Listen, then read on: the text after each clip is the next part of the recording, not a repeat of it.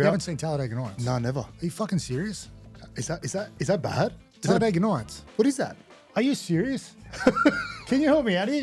I was so addicted to the feeling of rugby league. It was like they give you this drug. You know, you have it every day for 10 years and then they stop making it. How did you really come to accept that decision to retire? It felt like someone was pouring like boiling hot water down my shoulder. And my wife's like, if you don't get the surgery, I'm not going to watch you ever again. Because when we used to play, yes, they used to shout horrific stuff at us. You know, when you're playing the Dragons and all the Lebos and Greeks are getting into you and calling you everything under the sun. But it stayed at the field. You didn't have to die twice. Why do you think the show kind of ran to its end? Thursday rugby league changed everything. Yep, there we go. It's so hot, bro. Now I've got hiccups. I told you I get hiccups. I can't shake them for like a week. Hey everyone, welcome back to another episode of Let's Trot, episode 36. And I guarantee you all this will be plenty of laughs. My guest today, Beau Ryan. How are you, brother? Hey, man. How are you? Let's trot, brother. Let's trot, brother. How you been? What's been happening? Been good, man. I've been excited to do this, hey? You've been quite busy. Been busy, but I've been back now for a few weeks. Yeah, about 2.5 weeks. I got back from I've basically been away the whole year. And where have you been? Yeah. Let's get into that. I filmed Top Gear. We started in November and we did Australia. We basically went around Australia and then we went to Europe at the start of the year and then America and South America. Yep. And then I come back, saw you at the launch, which was good. That was awesome. Out at Eastern Creek. Oh, and then yeah. I went and filmed The Amazing Race in May and June. I can't really say where we went there, but it comes out soon. I can't wait for it. Well, have you always been a rev head though? I've appreciated cars. I like driving. And when we did all the testing for Top Gear, I didn't realise how much I really did like it, until we got out on the track. Yeah. And they showed us all the training and how to drive properly and drift and all that. And I mean, it was like footy. It was like learning things at footy and just picking up on it and going home and doing homework. And I really liked it, eh? And I was the only bloke that didn't crash in the show. What? Really? Yeah. So there was legit full car crash? Legit, really? Legit, yeah. One of the blokes rode off a Maserati, which was pretty funny. Not funny, but it was pretty funny. That is It's great content. No, I hope he's all right. Yeah, hopefully everyone was okay. Yeah, he was in a bit of shock and trauma, but it was good. I would be too. What was your favourite moment in the show? Because there would have been plenty. Yeah, when I watch it on TV when it comes out and I sit there, if the family, what am I saying? My family don't watch it, but my wife will jump in and watch some with me. There's moments where you're like, holy shit, how good does that look? Yeah. And there was a moment when we're in Texas. We went to the Speedway, where they did, where Ricky Bobby on Talladega Nights. I'm going to say yes, but I've got no idea what you're talking about. You haven't seen Talladega Nights? No, never. Are you fucking serious? Is that bad? Talladega Nights. What is that? Are you serious? Can you help me out here? What is that? Can you explain that to me? You haven't seen Talladega Nights? I'm sure I'm not the only one that would. Run a poll. 95% of the people that listen to this have seen Talladega Nights. What you're saying doesn't even sound like it was Will speaking Ferrell. English. Will Ferrell. Nah, no idea. John C. Reilly. I'm gonna shake and bake, baby. Can I say I want to throw something very controversial out there. Okay. I've never watched Step Brothers. Oh. So you haven't fucked? Seen Step Brothers? I've never watched Step Brothers. Is that insane? Well, I'm going. I'm going. Well, I've got 2 movies I can put on my list now. Okay. Hang on. What do you watch? What have you been watching? I don't know. I don't really watch TV. I don't know. Yeah, but it's movies. What are you talking about? It's not TV. Yeah. I get what you're saying, but I've never been a comedy kind of guy. Even though I'm hilarious, you are funny. I am pretty funny, but I don't know. I've never got into comedy. Is that weird? I don't think I like dumb funny. Yeah, I get what you're saying, but like Step Brothers is like it's iconic. I know. Iconic. I know. But hang on, how can you judge it? How can you say you haven't even given it a chance? It's a very good point. I'm very harsh. So what movies do you like?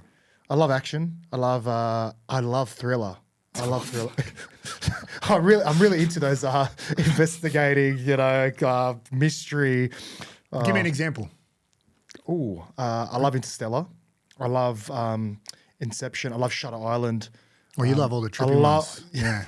Had a traumatic childhood. I love Shutter Island too. I appreciate that. There's so many ways and perspectives you can have about, especially the ending, right? Yeah. So yeah, I really love movies that make you really think, Yeah, I'm the opposite. I like stuff. It makes sense, but it makes sense. You want to watch a movie and kind of switch off, right? I switch off. I want to stop thinking about Back to your story in Texas. At the point how my life got to this point, like how the fuck I ended up here. No, we're in Texas. So Talladega Nights, one of the all-time great movies, right? I stand by that. Yes. He's a NASCAR driver in it. He's a race car driver. Yeah. Will Ferrell. There's a moment where they race around the tracks, and we had EVs. I had electric Hummer. We had the new Ford, and we had the Rivian, and I had the Hummer. Obviously, it was the biggest and loudest. Wow. And we come out. It was like the Coliseum, man. We come down this long tunnel, Yeah. and then you come out onto the track, and you sort of all fan up next to each other, and like hundreds of thousands of people can fit in the stadium. And I knew it was going to be big, but they just rolled on it. I didn't realize how big. I didn't realize the enormity until, you get out there. Yeah, of course. And I was feeling mad when I was coming through. It was like a game. Like I was coming out onto the field and we were talking. That adrenaline rush. Yeah, we're on the two ways. We're like, hey, Ricky Barbie, shake and bake. We were all excited. And then we all come out and I went out into the middle and then one of the boys come up next to me and I was just like, holy shit. Like, how did I get to this point? Like in Texas, there was like 20 cameramen here. We had people in the crowd. We had a drone. It's like a movie set, right? And then we come out and we raced around the Texas Speedway. And I just remember saying to the boys, this is one of their moments. And I've been trying to get in the moment a lot more, especially on the Amazing Race when we're in the pit stops, like in different countries, on the pyramids or in the outback or Africa. I try and sit in the moment. Yeah. And I think the last 12 months I was doing that. And usually every show, there's probably one moment where I'm like, wow, I'm so lucky to be here.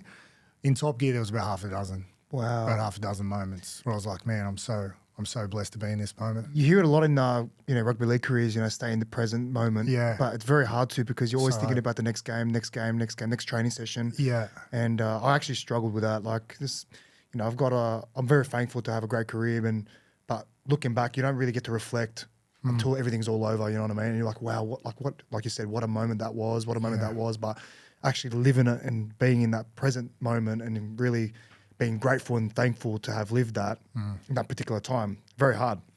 It's hard. I mean, that's a good point. I mean, my career finished early with injury, which was frustrating because mentally I was feeling all right. I mean, I was stressed every week because I was on the physio table and in the doctor and getting injections to play, and that was stressful. So it was a bit of a relief when I did retire because I didn't have to do all that. But it was still hard. I really struggled with it because when you retire, especially from the NRL, there's no wean-off period. No. Right? So you've been doing this thing for, in my case, it was 10 years. It was a goal I set. And yes, I had good opportunities in TV and my career sort of went up and up after that. But I really struggled with it, it was like, I try and tell someone, it was like they give you this drug and then, you have it every day for 10 years and then they stop making it. Yeah. You can't get it anymore. Yeah. I was so addicted to the feeling of rugby league, not only, running out and playing in front of the fans and winning games, but it's the moment in the sheds that you miss the most, The camaraderie. Yeah. And I retired at the Sharks and I used to go down, I was still employed by the club to be around the boys before games. But looking back, that made it harder, I sort of wish I didn't do that. I mean, hindsight's, it's easy to sit here and say, I wish I didn't do that. But being around the boys and then doing the video with them and helping out at training and then they sort of run out and it's sort of made it worse for me, I really struggled with it. But I found it hard to go to games after that, especially for that first 18 months. Because I sort of knew I could still play. It was just the injury. Like mentally, I still wanted to play. It was just the injury that was holding me back. But yeah, I see guys now that retire and struggle, and I get it. I get it, man. I get it, man, and I get it. And it's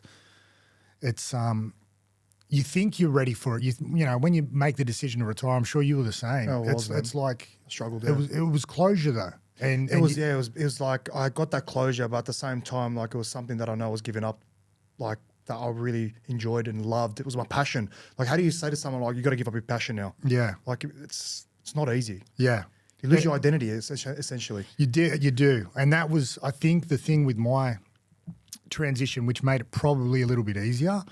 I worked before I played footy. I played juniors at Dragons, and then was in the Jersey flag teams and that, and then didn't get picked into the full-time squad. Didn't you? Nah, so I worked, and we had a good team in the 20s, and we won the comp in 2005.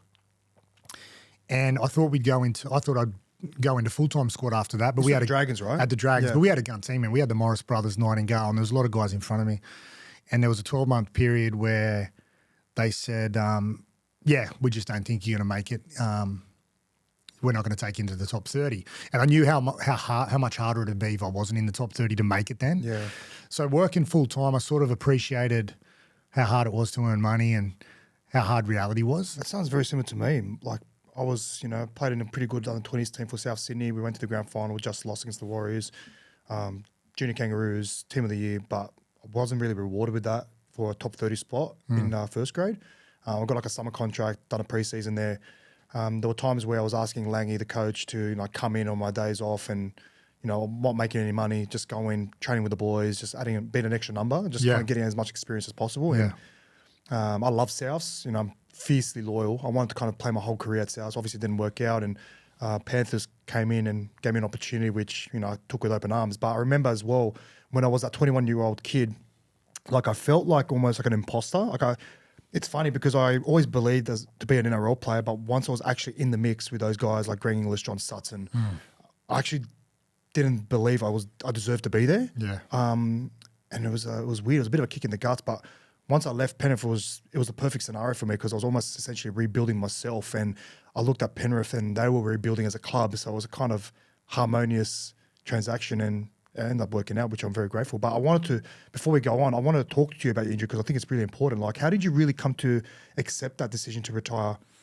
That's not easy. Yeah, I had surgery. Out of your control, right? Yeah, I mean, I was pretty lucky with injuries when I played. I broke my arm when I was younger and had a couple of little niggles, but when I started in 2006 at the Tigers, played 2007, I didn't really have any long-term injuries. I had some groin problems and shin splints. Osteus pubis? Yeah, but no surgery. And when I went to the Sharks at the end of 2012, yep. I did a medical and I felt awesome after playing, so many years in the NRL. I felt like my body was probably the key for me, how durable I was. And then I got a little niggle in the preseason where my knee needed surgery. So I played the season, but I was hampered by it. And I got just a scope in the middle of the year. You had a meniscus? Yeah, just had a scope and didn't miss any footy, but just had it in the bye weekend. And from then, I feel like my body started. I felt my hammy was getting tight. I felt like my body was adjusting to it, but I still felt strong. I felt fit. And then in the last game of the year, we were playing Manly in the semis to get into the game before the grand final, and I went to tackle George Tafua on the line, and he bumped me, and he ended up scoring. It was bullshit try. Should have been no try, but he bumped me, and I thought I got it a little bit concussed. I went low on him, and I felt a bit of a stunner. And then I felt like a burner. I used to get a lot of burners. Yeah. Played the game, and then we finished the game. We lost. So we had Mad Monday and that, and we had a season review, and we went out and carried on, and then we had the season review, and then we had 8 weeks off or whatever, or 7 weeks off. I remember I went to Bali, and my shoulder was just aching, it was the worst pain. It was just at night, it was just aching. So when I got back from Bali, I had a scan on my shoulder. And they said, no, your shoulder's fine. Anyway, it was about 2 weeks to go before we started training for preseason. So I was doing my own training. It was just weak, man. I could barely lift my arm. It was just killing me. Come back to training. They scanned it again. I did a medical. They said, no, you got a shoulder problem. Scanned it again. Nothing wrong with it. Started preseason training and I could barely lift weights with my right arm. Yep. Did about 2 weeks of the preseason and it just kept flaring up, and then they sent me to go see a specialist, and I had a pinched nerve in my neck. So then I got it shaved, and that was a long recovery. I had the surgery just before Christmas, actually, because I delayed it so long that I missed the whole start of the year. Actually, the first game I come back was against you at Shark Park in 2014. 14, that was my first. That was middle of the year. I scored a double that game. Yeah, but we won. Okay. And I had mad surgery just before it. Do you know what I mean? I just come out of hospital. I'm joking. You were playing for Australia. I'm joking. You did score a double. Yeah, I remember you I came couldn't up lift to my me. arm, man. You came up to me after that game, and you shook my hand. We played well, and I appreciate times, that. eh? It was great times, man. But I played that game and it flared up again, man. Like that was 2014 and we had a lot of problems at the Sharks. You know, people were getting suspended. We had all the ASADA stuff going we'll get on. into that a bit later. So I basically got rushed back to play. There was me and Michael Gordon. We were both not okay, but we played and played another game the next week against Parra, and my shoulder was gone. Like same thing, man. It was just the nerve pain. I can't explain it. I can't explain. It's the almost pain. like just a dead arm. Is that how you can From contact, it's like a burner, but then at night and that, it felt like someone. I used to have to sleep like that because it must have been whenever the nerve was getting pinched in my neck. It felt like someone was pouring like boiling hot water down my shoulder, but it would go away. It was only depending on what position you're in. And I played another game, and then it was like the third game I was back. We played Tigers at Shark Park, and I was feeling all right. And then I had a carry in the middle of the game, and I got jammed, and it's same thing. It flared up again. And I remember playing the game and come off the field, and the doctor's like, "You got to go see the surgeon again. We can't keep needling it." Like I'd been needling it for the last month. Just masking It's just like it was like round 16, 17. There was still 10 games to go. So I went and saw the surgeon, and he's like, "Yeah, we're gonna have to operate again." And I'm like, "Man, it was like a 6-month recovery." By the time I got back to the field, I'm playing on the field, so I was going to miss the whole preseason again. And my TV stuff was really starting to take off, and I was filming from 1 day a week to 2 days a week. It was actually nearly as much as I was training. Plus, I was doing the live footy show. So with my manager and my wife, we sat down. We said, "What are we going to do?" We looked at. I still had 2 years to go at the Sharks, and my wife's like, If you don't get the surgery, I'm not going to watch you ever again," because she's like, "I can't keep watching you like this. It's not good." Yeah. And I remember I did like a captain's run for the next game, and I got back from captain's run. I went to pick up my daughter. She was only young, and I could barely lift her. Yeah. And I pulled out of that next game and then retired the next week. Oh wow. Yeah, so I didn't get the surgery because I didn't need it for not doing contact. I'm not wrestling anyone. I'm not trying to tackle Islanders like ever again. You know what I mean? So that one tackle, that one moment, is pretty much what ruled you out. Like, Yeah, I had problems with my neck like prior to that with just some burners, but it was always just a nerve getting hit. And that's why I say, when you see halfbacks pass the ball and get hit in the late. back, Yeah. that is like the worst thing you can do to a player because you're so Relaxed. You're so relaxed. And you're blindsided, right? Like you can't see what's coming at you. Yeah, and a couple of times it happened to me early in my career when you're chasing a kick or whatever and you got hit in the back. That's what flared mine up, You know really. what so the equivalent of that is being hit by a car. Yeah. Don't know about the speed, but Yeah. like, the collision of a footy game is like a small car crash every time. And Vadavai hits harder than a car. I would rather get hit by a car than Vadavai. I saw a game like you two going at it. Bro. Oh, yeah. There was one time there was a push and shove, and then Vadavai's turned around, and he's like, "So relaxed." Yeah, I got real because back then you could punch. Yeah, you know what I mean. I It know, wasn't like you could just push. Yeah. You could hit king at someone and it'd still be play on. I would always wait for 3 or 4 to get between us, and then I would get real chirpy at him. Smart. You know, Me say a too. lot of personal Me shit too. to him. But it was good. It was good. I had good battles back then. I had a couple good ones with you. It was good. You made it personal. Yeah, you have to, but You made it personal, Have man. to. When you took that field and you're playing the guy against you, you just really made it personal. I mate. agree. I'm going to ask you miss it, and I think you could probably relate, like, because I was so busy outside of footy, it's kind of kept me, occupied. And I think when I watched Game 1, State of Origin, and when I was there, that's when I started getting the bug and I started getting that urge, and it's a feeling you can't explain, right? Like my chest started like kind of beating, like my heart was beating heavier, and I'm thinking about it now. Just that's probably when I started wanted to be out there a bit more and started missing it. And you miss, you're like me, you miss the boys. This. You miss I this, miss the mate. boys, I miss man. this, man. That's underrated. Like people won't understand unless you're really in it. And man, it's just It was crazy, man. When we were filming Top Gear, to bring it back to what I've been through recently, we filmed all the live studio stuff at Cockatoo Island. So we had like hundreds of people in the studio. It was sort of shot as live. And I remember I was out the back and we were sitting there and going through scripts like this, and the three of us, and hair and makeup's coming in and they're going through a rehearsal and that. And bro, I was just pacing around. Like I was pacing the room like it was a change room. And then we walked out and we had like 5 minutes together before we went out, and everyone has their little responsibility. Everyone's got their piece of camera they got to do. And I just had this moment where I was like, this is what I've missed. this moment. And I've always put myself under pressure and tests and tried new things. And I remember I called the guys in and I was like, man, the last 10 years since I retired, I've been searching for this moment like this where we're all about to go out and achieve a goal together. We've all got a responsibility. Yep. Yeah, it's not footy. Yeah, you're not running out in front of hundreds of thousands of people at home watching and, you know, big live stadiums. Yeah, it's not that, but it's still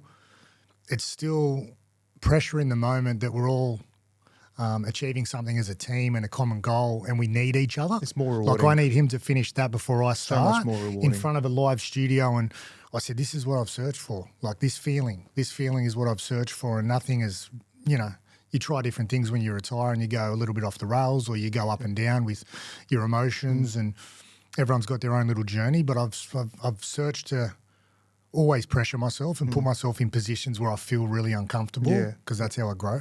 Do you reckon you got ADHD? What do you mean? Do you reckon like you got some ADHD about you? What, do you? I don't know. I'm not diagnosed. I don't know either. I'm not diagnosed, but I reckon I do have it. 100%. I reckon a lot of athletes have it. 100%. Don't admit it. I think it's probably what makes us successful, right? Yeah. Because we're so determined and maybe off our head a bit. You know what I mean? But why? What's that got to do with anything? Is it bad? Nah, because I like you're always high in energy. Yeah, You know what I mean? And like there's a lot of players that really relish in preparation and stuff like that. And like I feel like you would have like I've done it before. Like I've ratted a lot of those blokes that are like to hang around with me. But anyway, it was on top of my head. I don't know why. It was just an impulsive question I wanted to ask you. I've been asked that a couple of times actually. Like I mean, preparation was always big for me. In footy, I was, as much as I, joked around and that, I did prepare well and trained really hard. And that's why I loved it at the Tigers. Tim Sheen's the coach, was really big on preparation, diet, hydration, sleep and all that. Yeah. But it was funny because as well as I did prepare, I was telling you earlier off camera, when I used to live with Robbie Farah, he was good too. He was really well prepared. We were both very professional, but he's super intense. Chalk and cheese, you two. He's too intense, man. He's not very. Do you know what I mean? He just needs to relax, bro. You reckon he's not relaxed? No. I reckon he finds relaxation in his preparation. Yeah. No, I don't agree with that. He doesn't find relaxation in that. He finds relaxation in, like I remember we used to live with him, he used to get home and put his bag down and then walk straight over to his computer and get on his computer and start going through like forums and shit, like West Tigers forums, and they were like, Farah's shit, can't tackle. And he's just like, fuck. And he'd just go through everything, and then he'd finally get in a good mood, and I'd be like, mate, you're going all right. You're being, you're playing for Australia, you're actually, your life's like my end goal. You know what I mean? You're on 10 times the amount of money of me, but you just cheer up a little bit and try and get in the moment. I remember one day I was talking to him and he was on his computer and he was going through his footage and that.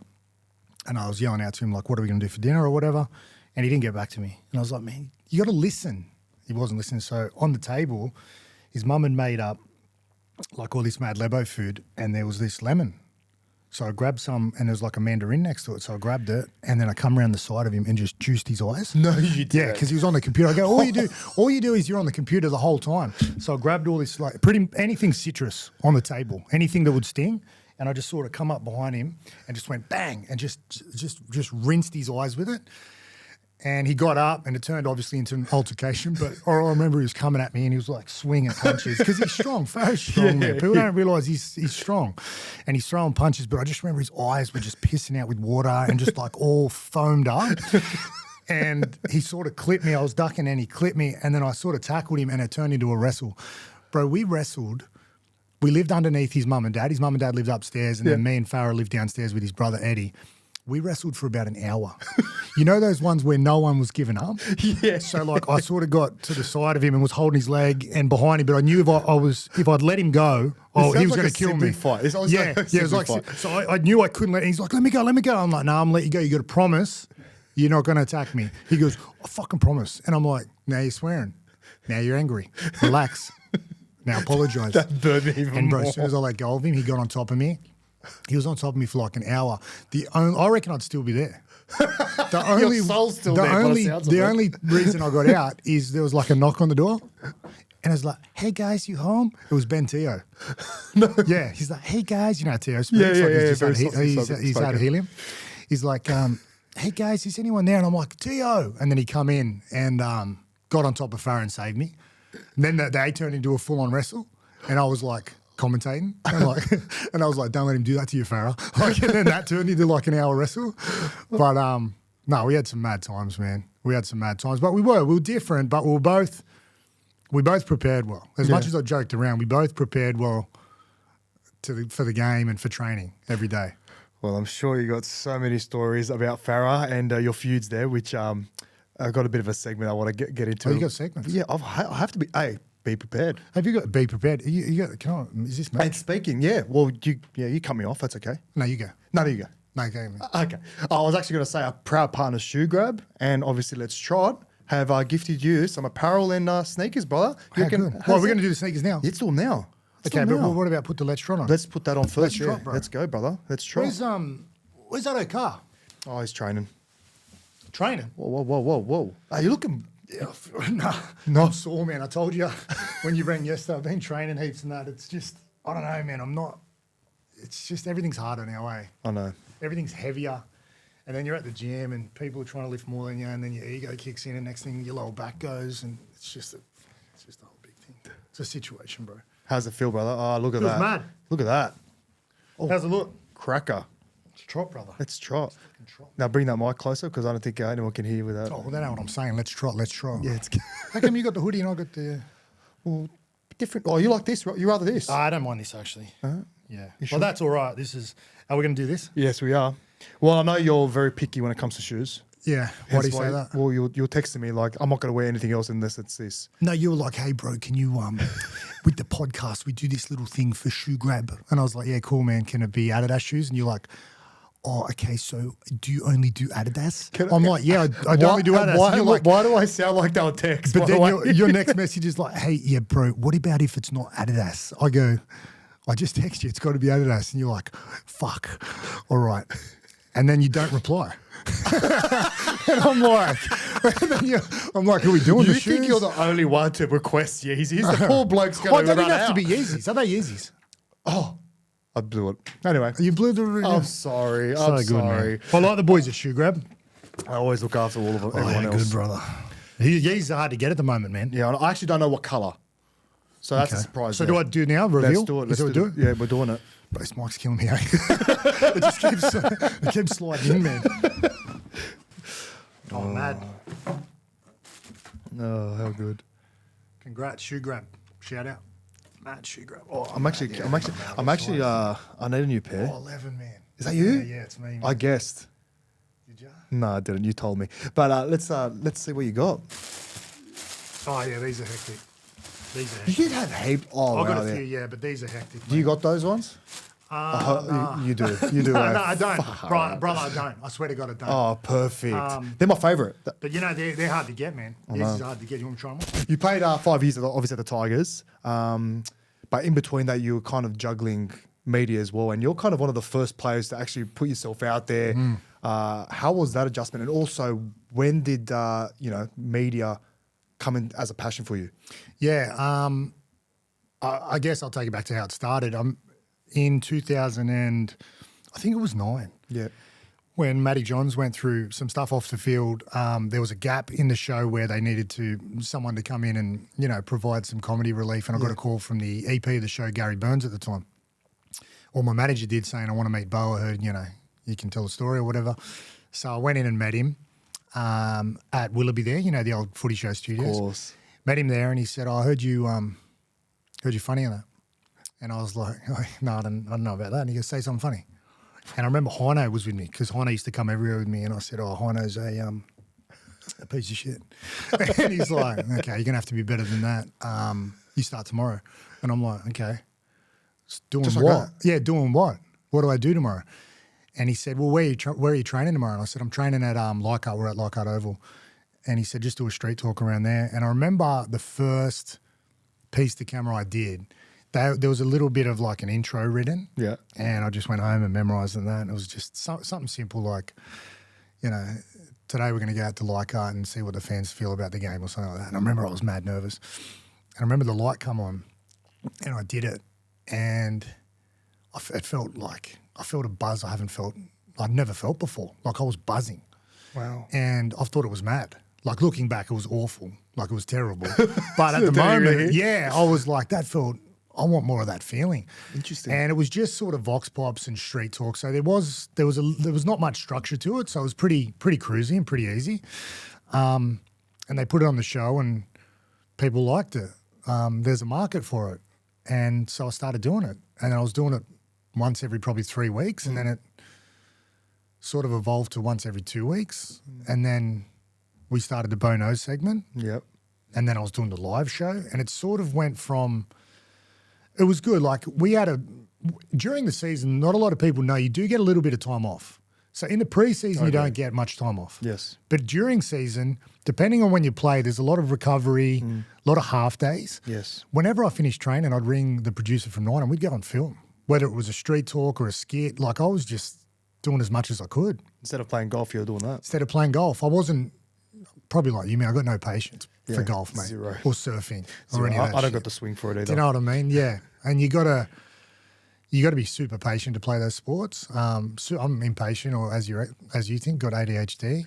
So I went and put it to use and was doing that. And then live show on Thursday, I'd go in earlier and watch them edit the Beau Knows stuff and learn how they piece together a skit or a package. And it got to a point where I was even sitting in watching Peter Overton read the news. So he does the news live at 6 o'clock. And his last day of the week was Thursday. He does Sunday to Thursday, and I always wait for him when he finishes. And I was just watching him talk and his intonation. And then when I do a piece of camera for the Footy Show, he'd give me tips the next week. And it was just, I don't know, little things that I'd pick up along the way because I wanted to be better at it. It's like, I think being a rugby league player and being successful in sport, you sort of want to be good at everything you do, right? It's something that's built in us. Yes. And I wanted to be good at it. And like I said earlier, looking back, it was awful, but it was still, I was passionate about start it. somewhere, though. Yeah, I was passionate about it to the point where when I did retire, I was doing minimum 2 days a week filming plus the live show. So it was nearly a full-time job. So the transition was easy into work that way because then I just picked up more work and it sort of evolved over the years for me talking to camera and learning how to interview and learning interview techniques and timing and doing some radio. And I just picked up skills everywhere along the way.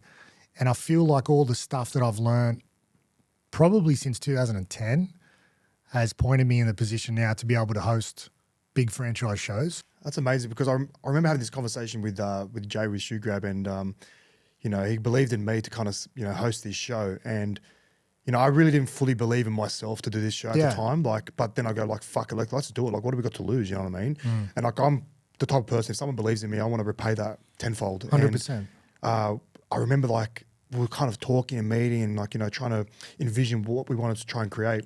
And then out of nowhere, okay, we'll film in 2 weeks. I was like, 2 weeks? We fucking haven't practiced on anything. We haven't done anything. We don't even know I don't even know what to start a script. Yeah. And then we just throw myself in the deep end and it's fucking just paid off. It's great, man. Yeah. It's the only way you'll improve especially in TV or whether you're doing a podcast or anything in the entertainment industry, is putting yourself in those positions. Yeah. Like I said, you're one of the first to really put yourself out there. And it's amazing how, we can play in a stadium with, filled with thousands of fans, right? And be confident in ourselves to do our job. But then you put us in front of a camera for an interview or a skit and we just all go into a shell. But why not you? I think it comes back to the first day when I did a piece of camera at Leichhardt that day, man, I was addicted to it. It come on and I told you when I spoke to you the other week, I'm passionate about it. I loved it. I loved the nerves. I've searched for those nerves. Your teammates didn't look at you differently? They did. They did. And I think it'd be much harder to do now because of social media. And I think the media in general want to, there's so many people looking for content, whether it's on, the Daily Telegraph or radio or print media, looking to bring players down. As any excuse why they played poorly. Yeah. I think it's much harder now. Because when we used to play, yes, they used to shout horrific stuff at us, when you're playing the Dragons and all the Lebos and Greeks are getting into you and calling you everything under the sun, or the Doggies fans, or the Souths fans. Yes, they used to yell that out, but it stayed at the field. Yeah, exactly. You didn't have to die twice. You didn't come home and read it again. Every now and then someone would, get under your bonnet and just really rip you out a game on the hill or really just, drill you about anything. But you never have to read it.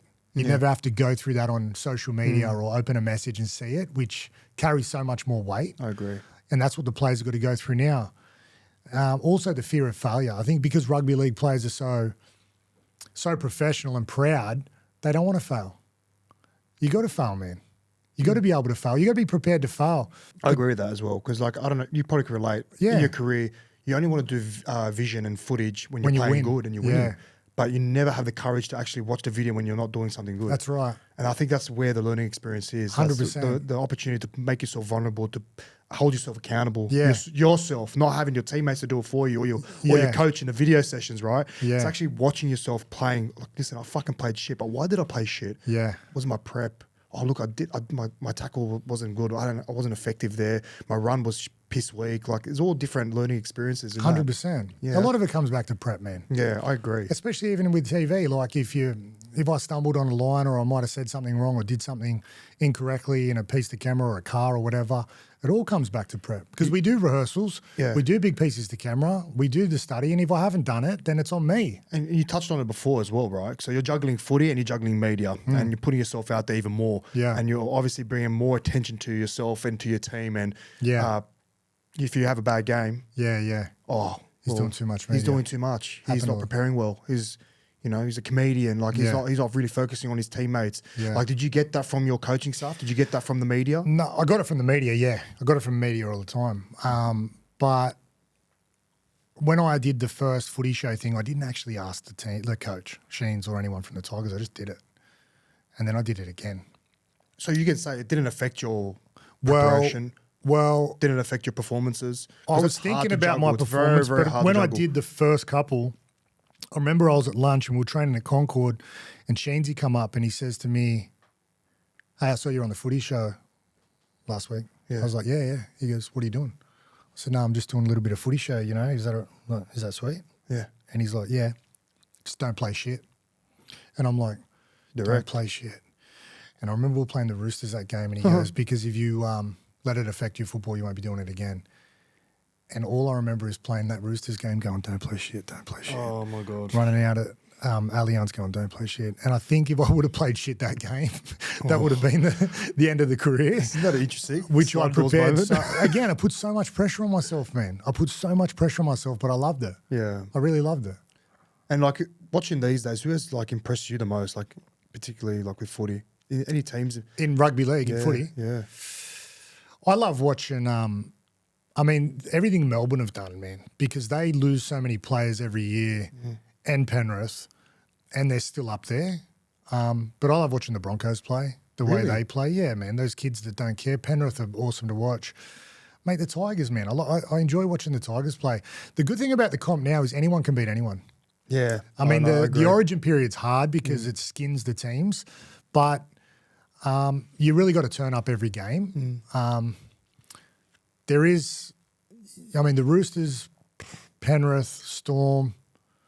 The Sharks are hit and miss, but there's those four teams that'll be there come end of the year. It's a funny season, isn't it, this year? It is. Like last year, it was just two teams, Broncos, Penrith. Yeah. And then it was a massive gap between first and second. Now, you got Roosters, you've got Para Melbourne. coming last. Para's dead last. Bro, Para. I know. Look at their team. I know.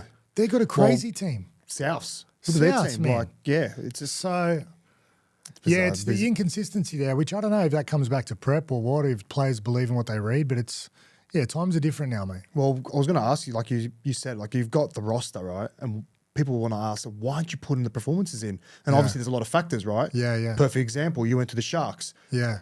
2012 was your first year there? Yeah. And they were investigated for ASADA, right? Yeah, you had a pretty good roster, like a pretty decent good roster, You had a decent roster, but you couldn't put in the performances because you had so much outside noise. And it makes sense. Like it was a pretty big investigation. Like, which is going to have a lot of players like looking over their shoulder and thinking to themselves, "Fuck, have I fucked up here?" Yeah, 2000 and what was that like? What was that like? Well, I went there at the end of 2012, which was this 2013 season. So it happened literally, I think it was like a month before the season started. So we had a really good preseason. We had like heaps of new recruits, and we had good trial form. We were looking good, and then that just was like a bomb. A bomb went off. So we lost the coach and some of the assistants before game one. Wow. Our first round one. And then we lost, pretty much half the staff. And players weren't sure if they were going to get suspended or not. That was the hardest thing. What did it all come down to? How did ASADA shine the spotlight on the Sharks? Like, what evidence did they I have? don't know if I don't know if it was the Essendon club or ours first, but it was like the dark. It was Stephen called, Danks. yeah, it was Correct. called the darkest day in sport. And Stephen Danks come out, and I don't know if it was someone's testimony or something, but they'd seen where he'd worked, and he'd worked at the Sharks, and he'd worked at Essendon Football Club, and I'm not sure exactly how the Sharks got mentioned, but they said yes, he was employed there, and he was using these methods of training. And Do you remember what the methods were? Were they like blood injections or something? I think that was what was happening at Essendon. Okay. I think at the Sharks, it was just with the peptide creams and stuff like that. Of course, yep. But they didn't actually have any positive tests. So they were going on everyone's testimonies. But it was a drawn-out process, mate. It ended up coming to a head for the following year. I think you can just put on a brave face as much as you can whilst you're going through it and get through on adrenaline and your preparation, but that stuff's going to take its toll. We were young men. We weren't prepared on how to deal with that. We didn't know how to deal with that. And that was back before there was sports psychology and that. We were all doing our best to try and mask how we felt and then get to training and put on a brave face, but that really was hard, man. Because like you might not have been implicated, but it's still a part of the team. Yeah, you're still part of the team, and like you played for the Cronulla Sharks at that time. Were known to be cheats. Yeah, and that was obviously a reflection to you now. Yeah, yeah. It was full on. It was. I remember people used to yell out stuff in the street and that. And even if we're on game day playing in Brisbane or whatever, you still yell out. And I don't know. I think maybe because I didn't let it affect me, maybe because I just thought it was all bullshit or I wasn't there when it happened. But I think back to the guys that were going through it and going through having being named in the media and, having a sort of trial by media, really, because there was no. We used to get to training, man, and ASADA would turn up and then they'd say, all right, Beau Ryan, Josh Mansour, they just take you out for an investigation. So you'd be in there for like 6 hours, the players. Then they'd come back into training, then they'd pull someone randomly out, and they were just gathering all this information. And no one really knew what was going to happen, what was going to be the outcome, if there was going to be fines, if people were going to get suspended, if people were going to get sacked. We didn't know. So they were literally getting pulled out of the captain's run, put back in. We'd play a game. Then they'd get pulled out again because they were trying to assemble their case. And looking back, mate, it was hectic. Do you remember the first day it got dropped on you boys? Yeah. What I remember was that like? Irvine, who was the CEO at the time, called us all into like the video room and said, hey, guys, we've been approached by ASADA or AWADA at the time, one of the ASADA, the government organisations, and they've got some information on the team. But if we come forward and put our hands up and admit guilt, then they'll be lenient. That's exactly what he said, and everyone's like, so all the younger guys were a bit rattled. And then I remember Luke Lewis was like, well, hang on, what do you mean? Charged with what? And they go, well, ASADA have got all the information and they know what's happening, and if we come forward and admit guilt, then they'll be more lenient. It's very vague. Yeah. And I remember going to Todd Carney and that going, what is he talking about? I don't think he knows. I don't think ASADA have actually clearly said who's involved or they've got any positive tests. Like, I think they're trying to smoke them out, eh? Yeah. So I called their bluff. I said, well, what about if they just say nothing? Because you won't know any. I said, who's actually involved here? And they said, well, ASADA knows and all the people sitting in this room know who's involved, so come forward. And I'm like, well, hang on. Hang on, where's the smoking gun? Like, who are we actually talking about here? And I think at that moment, ASADA didn't have any players. They just knew Stephen Dank was employed and they wanted people. And they had no positive tests. They had no positive tests. So they wanted people to report other players and training methods and snitch. And that's how it started. And that's how it started. But did you just meet as a playing group? And we were like just discuss what are you going to do? It was like, it was on in the news. It happened in the news at like 3 o'clock in the arvo, and then we got called into video. That's how quickly it happened. Wow. There was no heads up about it. Wow.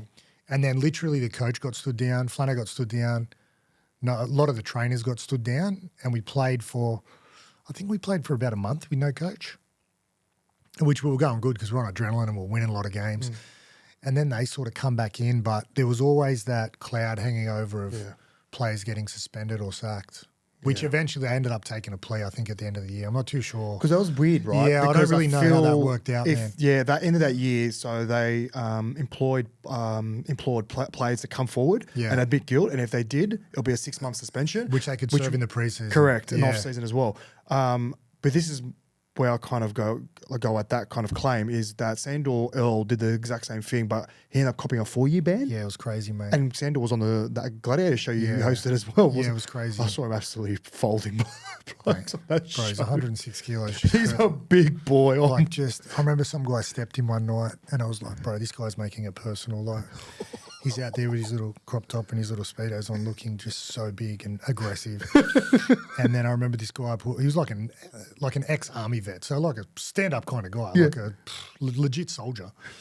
And I remember he put footwork on Sandor and then they were going for round 2 and he got a hold of him, man, and like head slammed him, bro. I thought he was dead, eh?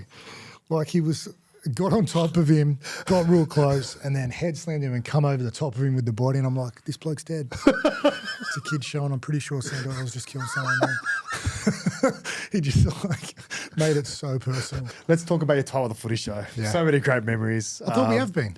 I want to talk about it even more, but Okay, even more in terms of like your involvement with the show. Like you had Bonos, Player Probes, Simon Bile. Oh, yeah. Sunny Bill TV. Mate, I swear there's more. What was your favourite impersonation? Oh, impersonation? Benji. Yeah. Benji skit you did. Benji was fun. Benji was fun. Benji was always fun because the guys, it started when, the first one ever was when Benji, we did a live show at, I think it was 7:30 the first few years I started. I would just sit in the crowd and just heckle him as just like a random person in the crowd. And then once I did it as a Kiwi. And then I just sort of morphed into Benji Marshall. Like I just was him in the crowd, heckling him, which doesn't make sense. Talk like him. Well, like Kiwi. Can you talk like Benji Marshall? Oh, yeah. Just played a game on the weekend. Then I went to Fiji. And we'll be all right once we just get a few wins back to back. That's how he sounds. Bro, stay flat. Fuck. How many times have I got to tell you to stay flat, bro? And then you're flat and the coach is like, there's an overlap and I'm in front of the ball. It doesn't make sense. Nah, and they're like, hey, well, you're in front of the ball. And I'm like, looking at Benji in the video, bro. And he's like, what? What about please do a Sammy Boyle one up for me, please? Nah. But you know what? The Burgess brothers were good. That was hilarious. They were good. They were good sports. Hilarious. Like you're the big body with the small head. No, they were good sports, bro. The Burgess boys. They were good. But again, I'd have to play them, and it's just like they're so big, mate. No, they're bad. It's not fair, man. It's so bad. I remember George's first day. I rocked up to training. He was in the gym. It was shirt off, glistening in sweat.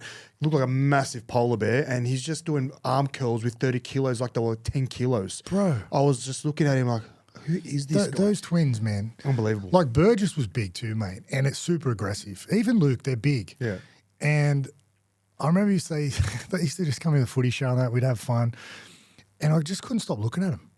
You know, you're sitting out the back like you're about to play. I mean, obviously, we didn't have that many big guys in our team. Fafita was big, but we didn't have any like – those Burgess twins are giants. Like George Burgess in like 2013, 2014, unstoppable. Man. Like scary. Honestly. Scary. Honestly, that try he scored in the grand final, bro, let's put some respect on that. Yeah, like he ran through like us playing under 10s. He was a forward but ran like a back. But like, who's getting in front of that? You know when they wind up? Oh. Sam Burgess was good. He was physical. He always used to just dish it on the field. He was super aggressive. Yeah, he was. He was an angry man. Such a good player. Sonny Bill was the same, man. Sonny Bill was good, man. He was super aggressive. And back then you could hit in the head. Yeah. So like whenever I played, you know how the wingers would run like carry 2? Yeah. So they'd sometimes carry kick 1. off. Yeah, they'd kick off and then you'd go in for a run. Yeah. You know you're getting hit in the head. Like especially when you start your career. And I started in 2007 and I remember we were playing in Canberra and I was playing wing and I trained in the preseason on the wing. I played mostly centre, fullback growing up, but they put me on the wing. And I remember we were playing a game. Literally the game started, been going for like 2 minutes, and then Scott Logan, who was playing for Canberra, come out of the line and hit Galloway high, and they just started punching on. And O'Hara was in there, and it was Galloway like can throw him. It was like a kid, it was like being a kid watching your dad fight someone. I was on the field going, like, holy shit! It was my first game, and back then they could just punch on. Someone might get 10, but that was it. Right. But then that fight would go on the entire game. So the next run, you know, you're getting jammed, and That's just what it was. Yeah. You just knew when you were that. young, playing first grade, you're getting hit in the head. But you had to get up. I love You that. had to get up. So you never had like any bad reactions from like impersonating players? Like no one really got offended by it?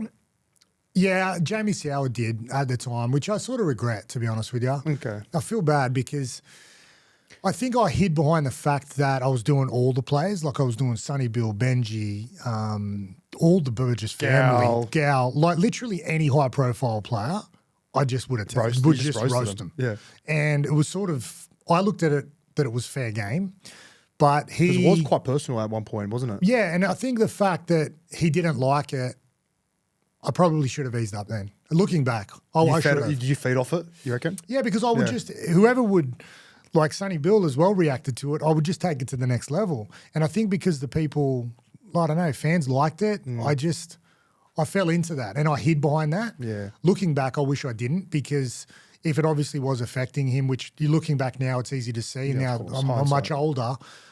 Yeah, I do regret that, man. I wish I didn't want to cause any drama by it. I just wanted to try and entertain people. But the other side of that, if it made him feel uncomfortable, I do regret it. I respect that, man. I remember like watching the footy show as a kid, like every Thursday night, man. It was like religion in my household. Like Yeah. I was with my family, friends, just congregating, just Yeah. watching that show. And obviously when Fatty got axed, the show went on for one more season. I think Fatty got axed in 2017. The start of end of 2017 it all changed. Yeah. So 2018 was our first year without him. Well, why do you think the show kind of ran to its end? What was the reasons for it, you reckon? A few things. I think firstly the main reason that people don't really acknowledge is Thursday rugby league changed everything. So the Thursday night games meant the footy show had to start at 10 o'clock. Ah, yes. Which was a 9:50 start. Yep. And I remember I was told at a young age, I grew up watching the footy show. I loved it, mate. I loved it. It was like you said, religion. Half of our audience, so it was over 50% of the audience when they did the numbers and the metrics, were kids and women. You can't have a show on at 9:50 p.m. chance. for kids and women. During the week too, school hours. And when I started, it was 7:30. Then it went to 8:30. A lot of my segments were earlier because they were catered to for kids and women and light entertainment. And I think the key of the show, footy was just a vehicle, right? It was an entertainment show. We talk a little bit of footy at the end, and people wanted to see segments where it was players feeling uncomfortable or live interviews or with their partners or bonos or the small talk. It was all stuff around rugby league. It was nothing actually to do with the games. And then when we went to 2018, we had the Thursday night live game. The first couple of segments were, I think, a live interview from the game where players get interviewed by the people on the panel. And then the majority of the show, the first 45 minutes or hour of the show was footy talk. People didn't want that. They should have changed the name because it's not the footy show. People associate the footy show with light entertainment, people taking the piss and having fun with each other and being jovial, where somewhere they could escape the week and just watch it and have fun. Yeah. As much as it is, it is about rugby league, there was very little rugby league chat until later in the show when I started. Got too serious. And it was put the other way around. So the show then focused on talking about rugby league, going through the rosters, the teams, the matchups, and the people were watching it and the fans were like, this isn't the footy show. They should have changed the name, mate. It's identity. Like you said it yourself, right? Like you're being someone that you're not. Yeah. They should have changed that. I remember when they said it to me, the guys at Nine said, yep, we're going to do this, and this. And I sort of tried to get out then. I think I had 2 years left at Channel 9 at that time. And I was like, this isn't going to work, with speaking just about footy. Yeah, there's a market for it, but not on Thursday night. They changed a lot of the hosts as well. They got, I think, the big man left, and they had Ryan Girdler, who was doing a good job, but Andrew Johns also come on full-time, who didn't want to be there. He didn't want to be on there, which was fact because he was just sitting there like, literally, this is his body language. And I'm like, bro, can you please cheer up a bit? And he's like he's on the live show like this. They're on a panel, he's like this. I'm like, mate. He goes, I don't want to be here. And I'm like, I couldn't see why they forced him to do it. Yeah. He wanted to call the games live, but they wanted to have the nous and the credibility of Andrew Johns. I get it, the greatest player ever on the show, but he didn't want to be there. Yeah. He didn't want to be a part of that. So I feel like it was probably hard for Erin because I think she was she was given a hospital pass, mate, because Big they time, should man. never have called it the Footy Show. Big time. Because people watched it and they expected to see Fatty, the big man, myself taking the piss and having light-hearted fun straight into rugby league saturation, and the fans don't like that, mate. Yeah. They're super loyal, man. Yeah, We'd I have agree. people lining up on Thursday nights, mate. From when the news started at 6, there'd be 300 people lining up. We'd have 300 or 400 in a live audience every night. That's crazy. Couldn't buy tickets, mate. It was full. Even the Footy Show Grand Final show, remember But that? mate, there was 8,000 Oh, people. it's crazy. 8,000 people. I performed in 2012. How crazy is it, but It was. I couldn't believe it. I was like, we did about 5 outside broadcasts, they call them a year. So we did Newcastle, 8,000 people, Wollongong, 8,000 people, 10,000 people in Gold Coast Wild. or in Brisbane, sorry. Yeah. Like sold out every time. I remember once we did a tour, I think it was 20, I don't know, it might have been 13 or 14. The show was white hot. We're in Mackay and it was the same thing, 10,000 people there. Wow. And I remember getting there talking to the lady, and when we turned up, mate, it was like rock stars. They were like going nuts for the big man, and like Mackay hadn't been exposed to a lot of rugby league prior to that. And I remember talking to a lady and I said, "Oh, this is crazy." And she said, "We've had 2 big things recently, and one was Elton John, and they said the Footy Show sold tickets quicker than Elton John tickets." And I was like, "Serious?" And they go, "We sold out quicker than Elton John." that's a moment. It was crazy. It was crazy. So the people knew what they want. We'd give them what they want. And then in 2018, when they changed it, it was, like I said, I was trying to get out before that because I knew which way it was going to go. I didn't want to go and talk footy. I wanted to work in entertainment. I wanted to talk pieces to camera. I wanted to learn. And It's sad. I just didn't want to be a part of it. I knew it wasn't going to work in that time slot. Yes, there was a market on a Sunday for a Sunday footy show or even a Monday night. But not on Thursday night, mate, because I know what the people want. I'm out there with them doing the talks. I know exactly what they want, and they don't want to see you sitting talking about rugby league games. They want to feel relief. They want to feel chill and watch the show unfold without having to think about any drama they're going through in their life, and they just want to see Have a people giggle. take the piss out of each other. Exactly. Next segment is what's in the sauce. Oh God! Hang on. So what happened to Sauce Nose? No, we're not going to go through that. Okay. What's in the sauce? What's in the sauce? You like that ring to it? Yeah. Okay. So a couple of multiple choice questions, Yep. and in front of you got a nice bowl of chips. How do you do with spicy food, by the way? Not good, but yeah. But anyway, we've got. I get mad hiccups and that, and I can't shake them for like days, but that's all right. That's awesome. If you want to have a look at that, that's my little sauce bottle there. So I can't see that. My eyes are bad. can you see that? This Josh's Molten Man. Is that your actual Malta sauce? man sauce, yeah. Or it's kind of it's a concoction, so God knows what's in it. I don't even know what's in it. Are you selling that? No, not that specific bottle, but I have been asked to kind of come up with my own sauce line. But that's a story for another day. Today's about you.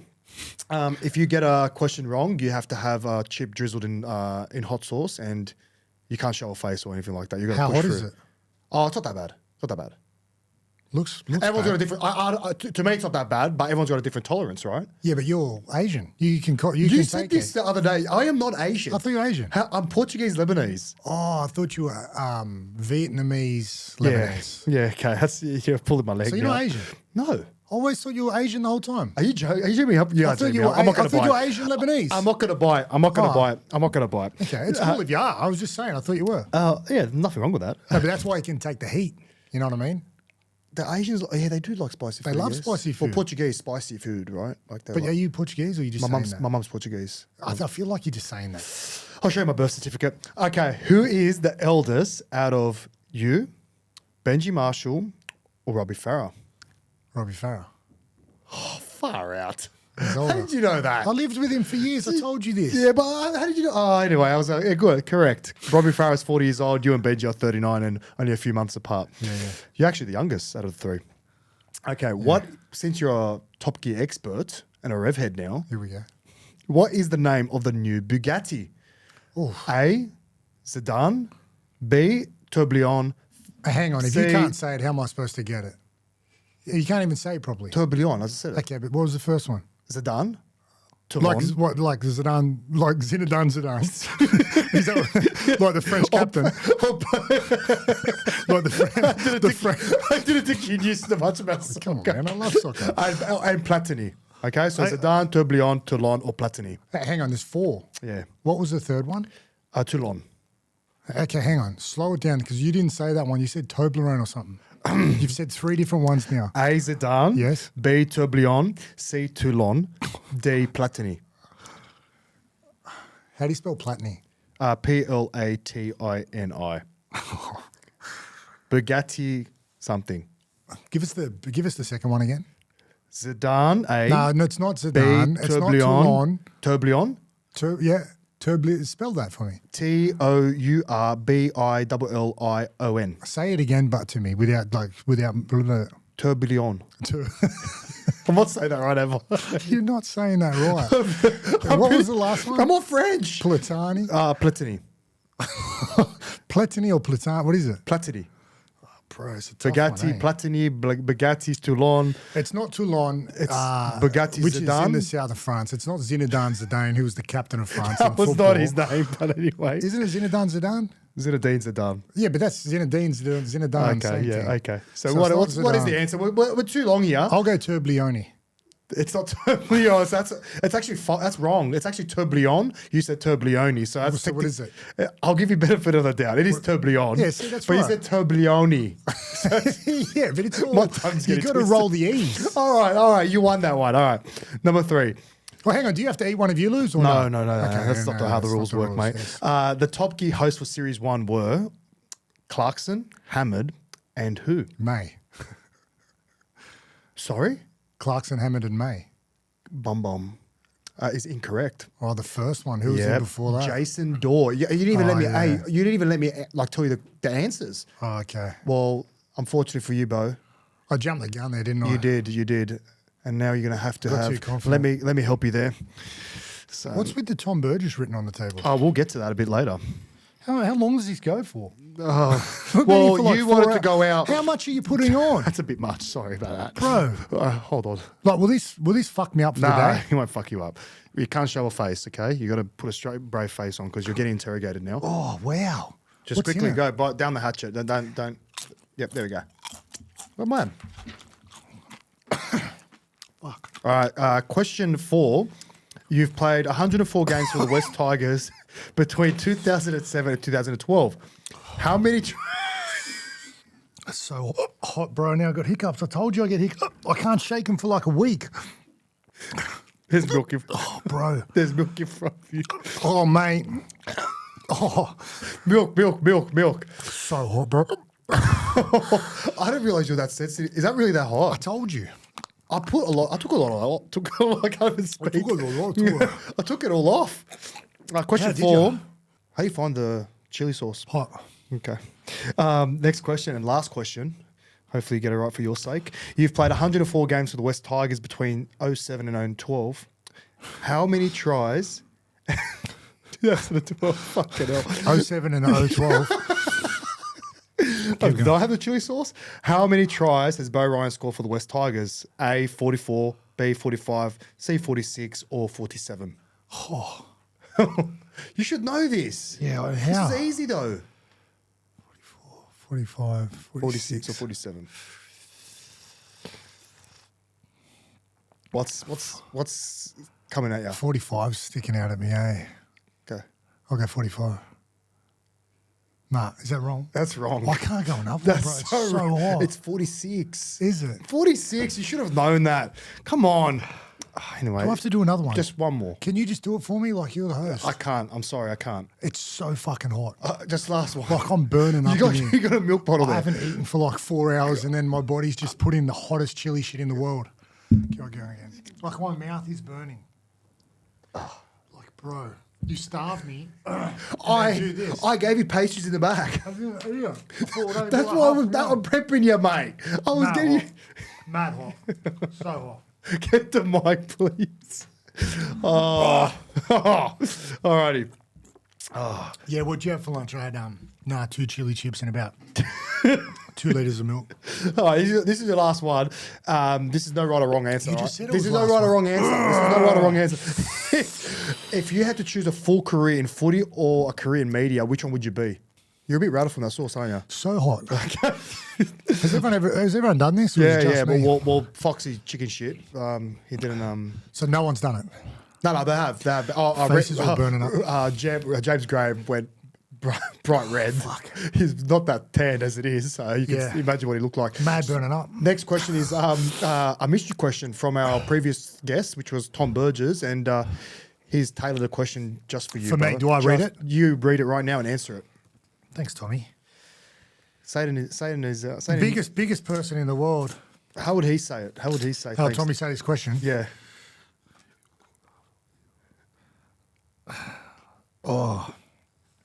If you could have a beer with anyone in the world, dead or alive, who would it be? Is that how he talks? That's exactly how he talks. Sorry, brother. Things wrote me. And then he signed it like I'm going to keep it. No, that's for us. Oh. So you're going to have to do the same thing. So If I could have a beer with anyone in the world, dead or alive. you don't drink anymore. Just put that I haven't out drank there. for ages, bro. Yeah. I would have a beer with Doesn't have to necessarily be then. Let's just change it to like a dinner. Oh, it doesn't matter, bro. It's the same thing, Yeah, bro. I know it is. Anyone in the world. I like Dave Chappelle. Okay, why? I think he's a genius. I've seen him perform a few times live. Yeah. Maybe dead. Dead or alive, yeah? Michael Jackson would be funny. Why are you laughing?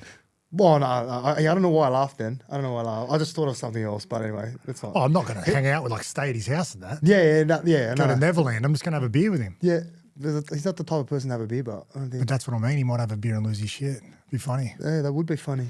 Yeah, okay. They're two pretty good ones. Dead or alive? I'm rattled from this heat, eh? I would go. Fuck, it's hot in here. Am I sweating? Do I have to answer this? You just answered it though. You said Michael Yeah, Jackson. I'll go. Dave Chappelle. Yeah, I'll go Dave Chappelle, bro. I love Dave Chappelle. Yeah, I think obviously he's one a of the genius. best comedians in the world. Yeah. Funny. I'd like Dave Chappelle. I'd like to sit down and have a good moment with him. Yeah, I love that. I love that. Well, now you got the opportunity to write a question for our next guest. Oh, fuck, it's hot, bro. So fair to say, it's pretty hot. Huh? You don't deal with spicy food really I well. just don't, like, I don't have an, like, I respect it a little bit. Yeah. But, like, I don't need that shit. Yeah. You know what I mean? I don't want to test myself, like, when I'm eating. Hey, but see, we spoke about being uncomfortable and putting yourself in uncomfortable to get positions. better, like, to to improve. You just increase your tolerance to spicy food. Just put it that way. like, Appreciate I it. just, Did you sign the card as well? Yep. Thank you, sir. I just rattled myself. Nah, you did really well. So what's next for you, mate? You obviously finished up with Top Gear. Yep. Amazing Race. When's Finished that Amazing Race When's filming. that coming out? It's good. I think I got another week of press for Top Gear, so all the episodes will be out as of, I don't know when this is going to be on air, but from July you'll be able to see all the eps on Paramount Plus. Perfect. I just filmed another season of The Amazing Race, May and June. Oh, start of May and June. Yep. I think that'll come out probably September, and then hopefully get straight back into another Top Gear, man. Yeah, so what's next? Like, what can you foresee? The post-production for Amazing Race, like, we were away for about 5 weeks. How long will that keep you busy for, though? Post-production's about 2 or 3 days a week for about 2 months. Okay. So 2 days a week for about 2 months. So it's pretty full on. But because I've been away since pretty much November, the first 5 months of this year I've been away. You want to spend time with the family. So yeah, I'm just trying to enjoy some time at home before it all kicks off again. I'm rattled from this chip, eh? Well, you know what? I really appreciate you coming today. I really All good, appreciate bro. I you got you. trying You know that that. beautiful sauce. And got you, mate. Brother, you're inspiration to a lot of people. You might not think it, but mate, you've done really well for yourself. So thanks so much for your time, brother. Thanks. Keep doing your thing. You know I love you, brother. Love you, cuz.